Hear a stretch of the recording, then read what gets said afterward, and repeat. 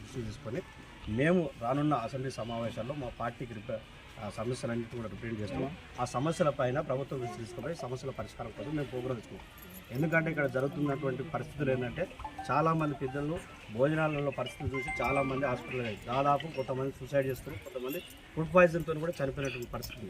So ఇక్కడ ఎటువంటి పరిస్థితులు అంటే ఫుడ్ విషయం కావచ్చు, లేకపోతే టీచింగ్ విషయం కావచ్చు, అదేవిధంగా మిగతా సమస్యలు ఏమైనా బిల్డింగ్ సంబంధించిన సమస్యలు కావచ్చు, డ్రింకింగ్ వాటర్ కాబట్టి మేము కొన్ని క్వశ్చనర్స్ మేము పిల్లల్ని అడుగుతాం మేడం. ఒక 2 నిమిషాలు టైం తీసుకొని మీకు చెప్తారు సార్ కూడా. మేము 2 నిమిషాలు మాట్లాడతాం. ఏదైనా కూడా మీరున్నా మేమున్నా కూడా మేము విద్యార్థి విభాగం తరఫున వచ్చినాం.